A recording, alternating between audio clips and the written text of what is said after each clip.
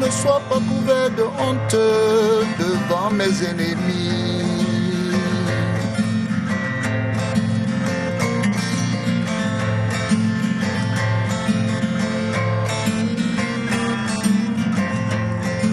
Oh Jésus-Christ, c'est toi mon préféré, que je ne sois pas couvert de honte devant mes ennemis.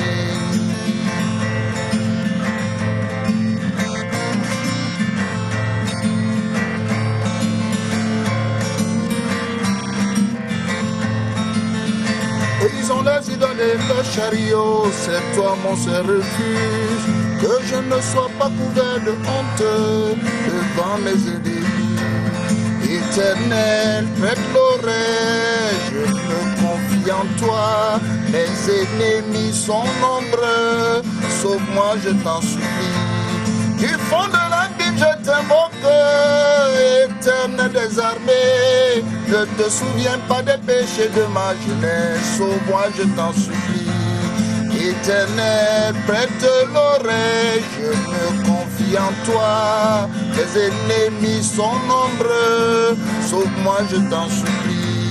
Mon sauveur et mon roi, mon sauveur et mon Dieu, sauve-moi de mes ennemis, sauve-moi je t'en supplie.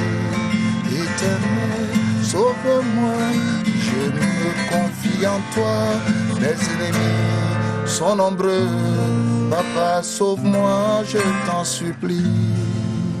Le révérend Toko Sonje, pasteur chantre du centre de mission chrétienne. Mon révérend, bonjour. Bonjour, bonjour. Je suis très heureux de vous avoir ce matin. Comment vous allez? Je vais très bien par la grâce de Dieu. Je salue également tous les téléspectateurs qui nous suivent. Comment se porte l'assemblée de Yomaban? L'assemblée de Yomaban se porte très bien. On vit au jour le jour avec l'implémentation de tout ce qu'il faut pour faire vivre l'assemblée dans le sens de consolider la foi de tout un chacun. Il est important de consolider la foi, il est important d'être persévérant. Et c'est d'ailleurs justement ce que j'ai envie de retenir de ce son que vous venez de nous délivrer. Éternel, sauve-moi. Il faut être persévérant? Très persévérant. C'est le mot maître ou le maître mot même que nous allons retenir de notre Seigneur Jésus-Christ. Quiconque veut me suivre, qu'il porte sa croix et qu'il me suive. La persévérance est cardinale pour tout chrétien. Et c'est certainement, on va dire à tous nos millions de téléspectateurs qui nous regardent ce matin, on dit très souvent de manière triviale, il faut avoir le cardio. Il faut vraiment avoir le cardio. Il faut être endurant, persévérant, téméraire lorsqu'on veut quelque chose de Dieu. Quand on veut quelque chose de Dieu, on se soumet à sa loi. Dieu, c'est le maître. Nous sommes ici dans le rapport d'un maître et d'un esclave. C'est le maître qui commande. Dieu ne nous traite pas comme des esclaves, nous sommes ses enfants. Mais entre papa et le fils, il y a celui qui donne le là, c'est le Père. Okay. Quand nous demandons à notre Père, soumettons-nous au désidérata de sa façon de se comporter. Voilà à peu près. Alors, révérend, parce qu'on parle justement de Dieu miséricordieux, et en relation avec le thème que nous avons choisi ce 8 février 2026, est-ce que ce Père, ce Dieu juste et bon, admet qu'un enfant souffre des péchés de son père? Dieu l'admet. Dieu se prononce même là-dessus depuis l'Ancien Testament. Dans le commandement, il dit très bien, je suis un Dieu jaloux. La suite, c'est quoi? Qui punit. Je suis un Dieu jaloux. Et dans ma jalousie, je punis l'iniquité des pères jusqu'aux enfants, jusqu'à la 4e génération. Le précise. Nous sommes comme quelqu'un qui va prendre une femme. Il dit à la femme, comme tu vois là, je ne veux pas te voir avec. Je ne veux pas te voir avec. Parce que ma jalousie est débordante et peut aller de manière excessive. Et là, parce qu'on parle de ce monde, de ce Dieu qui punit justement les péchés des parents sur les enfants, on va s'adresser certainement aux parents ce matin. Comment faire justement pour que nos péchés ne retombent pas sur nos enfants? Que nous puissions éviter le péché au maximum. C'est la meilleure des choses. Nous disons dans la langue douala, tout animal qui a une queue ne traverse pas une fournaise de feu. C'est-à-dire, si l'animal traverse, sa queue va rester. Et c'est un proverbe qui veut dire quoi? C'est ces enfants qui vont payer le prix. Quand nous savons déjà que nous servons l'Éternel, surtout pour les chrétiens, tout comportement que nous avons, nous devons éviter de laisser des taches noires. Parce que ces taches noires sont le symbole des péchés, des iniquités que nous traînons. Nous ne les payons pas, c'est nos enfants qui vont en souffrir. Il est souhaitable vraiment que le comportement de l'être humain, ne connaissant pas Dieu, qu'il sache que lorsqu'il est en train de construire une maison qui est déjà décadente, ses enfants vont en souffrir. On a communément l'habitude de parler en politique, on dit tu laisses les patates chaudes aux enfants. Voilà à peu près ce qui se passe. Alors, à travers le thème que nous proposons ce matin, on parle aussi principalement des liens ancestraux, parce que certaines personnes subissent aujourd'hui ce qu'ont fait leurs parents ou leurs grands-parents. Et une question se pose ce matin, j'aimerais vous amener dans cette direction. Est-il possible de briser parfois ces liens? Il est possible de les briser. On devrait briser. faire avec et subir. Non, on peut les briser. Quand il y a un accord, quand il y a un pacte, vous dénoncez. Quand vous dénoncez, déjà, vous ne faites pas partie. Mais seulement, il ne faut pas le dénoncer dans le casier parce que la pratique qui a été faite avec des forces en présence. Quand vous dénoncez, est-ce que ces forces en présence sont là quand vous dénoncez pour qu'elles sachent que vous ne faites plus partie de ce pacte ou d'un lien quelconque? Okay. Mais seulement, il se pose un problème avec les enfants de Dieu. Les enfants de Dieu comprennent mal des choses. Ce qui veut dire quoi? Ce qui veut dire que si j'ai posé un acte, ça entraîne peut-être la paralysie d'un des miens. Ce n'est pas en brisant le lien que la paralysie sera rompue. Non, l'enfant est paralytique, il est paralytique. Faisons très attention. Nous posons souvent des actes. Il y a des parents qui posent des actes, ils semblent jongler. On ne trouve pas, j'ai bien l'habitude de le dire ici à la CIATV, on ne trouve pas avec le monde des esprits. Ce que nous faisons, autant pour moi, nous le moissonnons à coup sûr. Il n'y a rien de gratuit dans le monde spirituel.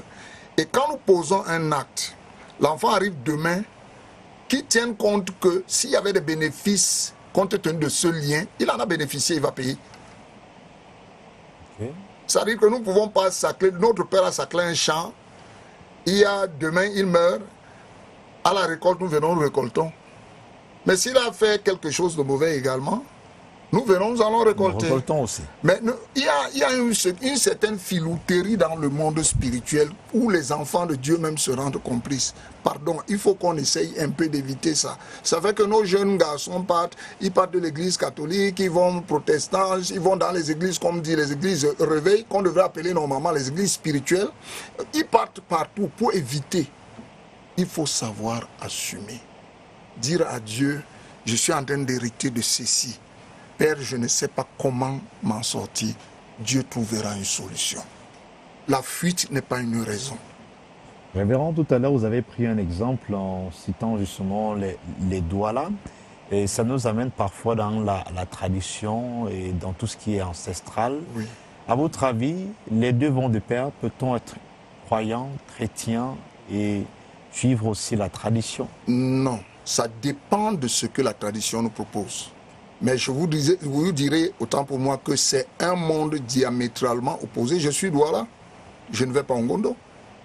Mais j'ai fait le Ngondo pendant une bonne période. Quand j'embrasse Christ, Christ me révèle ce qui se passe. Il faut faire un choix. Suivre les divinités, avec tout ce que cela comporte, dans la culture, sawa, ou suivre Jésus-Christ dans ce qu'il me propose. Nous avons ici deux chemins. Chaque chemin propose un schéma, une feuille de route. Je trouve qu'avec Christ, c'est plus bénéfique. La raison, c'est quoi? La raison est pérenne. Mais Dieu, sawa, s'il faut les appeler ainsi, ils ont une limite, mais Jésus n'a pas de limite. Il y a de bénéfices à suivre Jésus-Christ, à persévérer. Pourquoi? Il y a de l'espérance. Les dieux sawa proposent, d'après la culture, une pseudo-protection. Mais Jésus, lui, il est pérenne jusqu'à l'éternité. Les dieux sawa, avec par exemple la mort de mon papa, à l'âge de 13 ans, c'est le blackout total. Mais avec Jésus-Christ, il y a de l'espérance. Mais mon père, comme il va dans la tombe, c'est tout, tout est fini. Il faut que je me débrouille. Que dites-vous justement à ceux qui décident de suivre les deux en disant que l'un n'exclut pas l'autre? Il leur manque de la connaissance. Il leur manque de ce qu'on appelle un engagement. Quand on suit Dieu, quand on prend des décisions, il faut être responsable. Je vais rappeler aux enfants de Dieu et à tous ceux qui nous suivent que la religion chrétienne, s'il faut l'appeler ainsi, est un ensemble de dogmes, comme dans la culture ancestrale, un ensemble de dogmes. Mais ici, on prône un seul Dieu, un choix, une feuille de route pour une finalité, la vie éternelle. Qu'est-ce que nos ancêtres nous proposent? Rien. Si nous voulons aujourd'hui, nos ancêtres ne nous proposent rien, mais Jésus nous propose. Et je dis toujours aux gens, essayez de quitter votre monde, venez expérimenter Jésus-Christ, il a quelque chose. Si vous le déçoit, alors revenez dans votre œuvre, mais n'allez pas... les gens sont au niveau des églises, ils sont à la véranda, ils écoutent pasteur, ils écoutent Monseigneur, ils ne connaissent pas ce qu'on appelle la profondeur. Il faut connaître la profondeur de Christ, déguster Christ, savoir comment Jésus-Christ est savoureux. Et alors là, on va s'y engager ou non. Si ce n'est pas bon, nous rentrons. Mais je ne voudrais pas que les gens s'engagent chez Jésus-Christ, comme le pari de Pascal dit Dieu existe ou Dieu n'existe pas, tout un tas de trucs. Non. Quand on s'engage, la vie nous demande des choix. Je vais vous donner un exemple. Vous êtes marié, vous avez choisi votre épouse.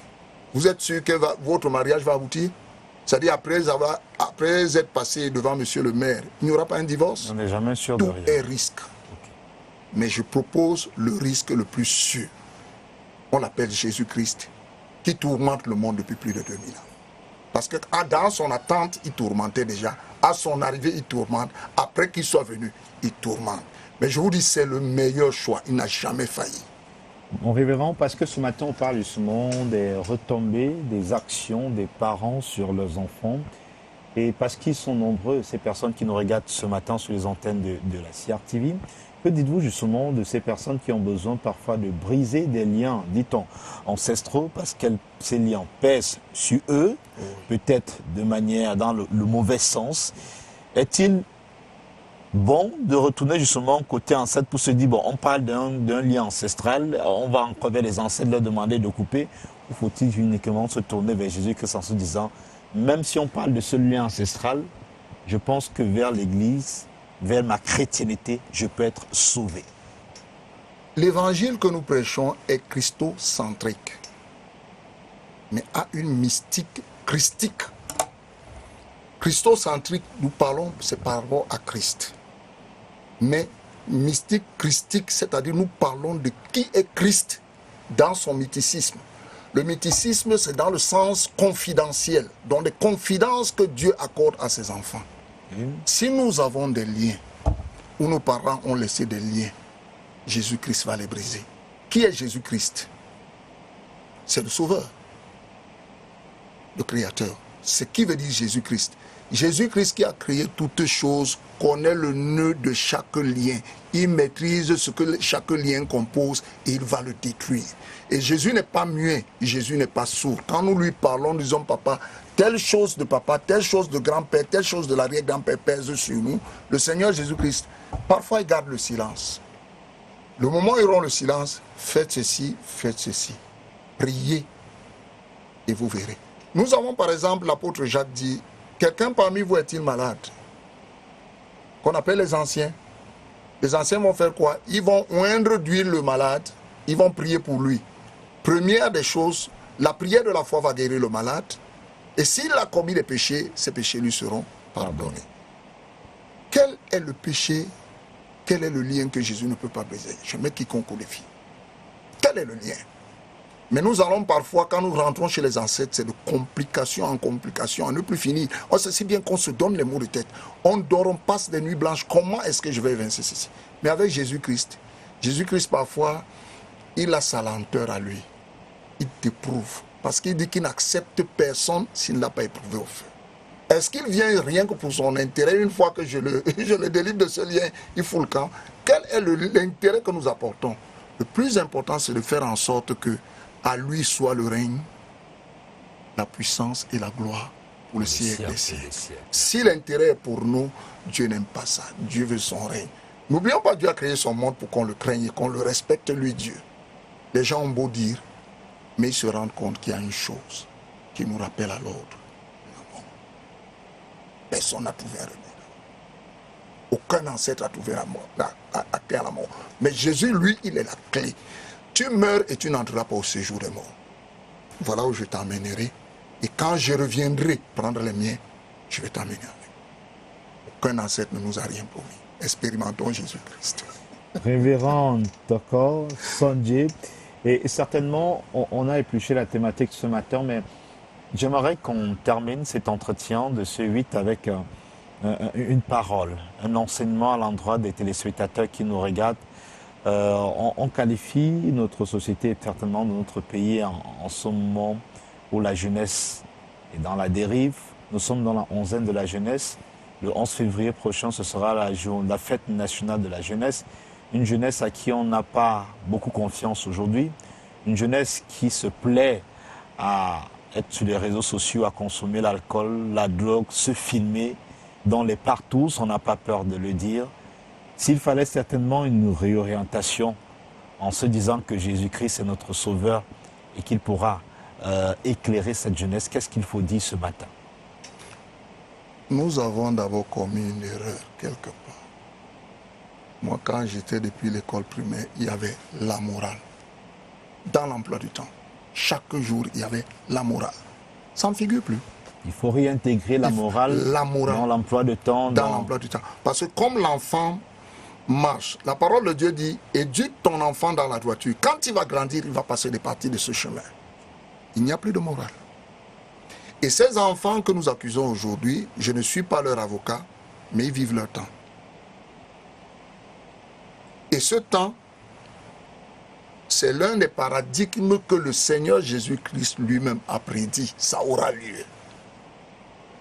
Mais maintenant, dans la maison, il y a beaucoup de facilités que nous accordons à nos enfants pour avoir le pseudo-nom d'être démocrate. Non, ça tue souvent les parents et ça tue leurs enfants. Soyons parfois rigides quand il le faut, être tendre quand il le faut. Il ne faut pas jouer le juste milieu. Là, c'est de l'embrouille. Donc, quand il faut être rigide sur cette faute, on amène l'enfant à comprendre d'abord et punir si c'est nécessaire. La parole de Dieu dit toujours, n'épargne pas le bâton, n'épargne pas. Utilise le bâton quand c'est nécessaire. Mais n'utilise pas le bâton à tous les coups pour pouvoir abrutir l'enfant. Mais seulement nous oublions que nous sommes dans un monde où il y a trois races. La race de l'enfant qui nous a été donné, qu'on appelle Jésus-Christ, la race du dragon, qui est Lucifer, et les enfants de la terre. Ces deux races premières se livrent un combat sans merci. Parce qu'il faut que Lucifer s'affirme, et il faut que Jésus-Christ s'affirme, qu'il lui montre que c'est lui le patron de tout, y compris de lui Lucifer. Voilà deux races. Nous sommes en face d'un combat qui ne peut pas finir jusqu'à ce que le Seigneur Jésus-Christ revienne. On dit très bien dans l'Apocalypse, la femme qui voulait enfanter l'enfant, le dragon était devant cette femme, afin que l'enfant qu'elle porte, que le dragon l'avale. Quand il s'est rendu compte que la bataille était perdue, lui le dragon, il s'est déporté sur la progéniture de l'enfant. C'est-à-dire que Jésus a des enfants sur cette terre. Le dragon les combat. Nous allons fustiger nos enfants. Qui sont nos enfants? Est-ce qu'on les connaît bien? Est-ce qu'ils sont de ce côté? Est-ce qu'ils sont de l'autre? Est-ce qu'ils sont des simples enfants de la terre? Et nous-mêmes qui fustigeons les enfants, nous avons commis des atrocités. Nous avons tendance à dire aux enfants, non, j'étais l'enfant exemplaire. Mais si l'arrière-grand-père, l'oncle chez qui on a grandi essaie de parler, c'est en connaissant nos fautes, on ne voudrait pas que les enfants les reproduisent. Oui, mais on procède parfois mal. J'ai l'habitude de dire sur ce plateau, essayons d'assumer. Nous, les serviteurs de Dieu, même parfois, nous n'assumons pas. On fustige les autres, nous n'assumons pas. Okay. Papa Stoki est là, il a une femme, il a des enfants légitimes, il a des enfants d'adultère. Le moment venu, il est devant le pupitre, il est le sanctifié. Oui, il n'assume pas. Cet enfant qui va connaître une déviance aperçue par Pasteur dans une chambre d'adultère. Du coup, c'est dit, si Papa Pasteur a fait. Voilà. Moi qui... Les enfants qui sont dans la rue aujourd'hui dénoncent leurs parents. Que dans la maison, ça n'allait plus. Pour avoir de la paix, je me suis retrouvé en route. Faisons d'abord l'autopsie de nous-mêmes avant de fustiger nos enfants. C'est vrai que ce qu'ils posent comme acte, ça nous dépasse vraiment. Mais trouvons d'abord dans le mal nous-mêmes la raison. Et que le ciel nous enlève cette culpabilité. Voilà à peu près. Révérend, vous êtes le dernier homme de Dieu que nous aurons l'occasion d'avoir dans cette édition de Cameroun Delight pour ce 8 février. Nous vous prions, papa, d'élever quelques mots pour nos millions de téléspectateurs et pour nous qui sommes dans ce studio. Vous n'êtes pas venu de seul. Je ne suis pas seul, je suis toujours accompagné. Si ce n'est pas mes jeunes frères, c'est certainement les anges de Dieu qui marchent avec moi pour ne pas me laisser seul. Je ne laisserai jamais le Cameroun seul. Car ce pays, c'est un pays que Dieu a élu. Je continuerai à lui dire, papa, que la paix domine dans le pays, dans les villes, dans les campagnes, dans les ménages, dans les familles. Amen. Et maintenant que l'Éternel Dieu restaure la bonne moralité, et ceux qui sont dans le besoin, qu'ils entendent sa voix, afin de vivre en lui Jésus-Christ, qui est la solution à tous les problèmes. Au nom de Jésus-Christ, je souhaite bon dimanche à tout un chacun. Amen. Révérend Toko Sonje, pasteur chantre du centre de mission chrétienne, assemblée de Yomaban. Merci d'avoir fait le déplacement. Merlin, c'est moi qui vous remercie. Je serai toujours présent comme je l'ai toujours dit. Mon devoir est de servir, pas de me servir. Bon dimanche, pasteur. Merci. Vous ne partez pas, juste le temps de dire ceci. Commencer la journée dans la vérité, c'est déjà marcher dans l'amour. À travers Jean, chapitre 3, versets 1 à 4, le révérend pasteur Charles-Emmanuel Abolo nous invite à vivre une foi sincère, faite d'actes concrets, de fidélité et d'attention envers nos frères et sœurs, même ceux que nous connaissons peu. Car aimer véritablement, c'est choisir la vérité au quotidien. Et c'est sur cette vérité vécue que se bâtissent les vies solides, des familles unies, une église forte et une société qui avance. Retrouvez l'intégralité de cette méditation dans cet élément signé par Karine Ali. Karine Ali, Non.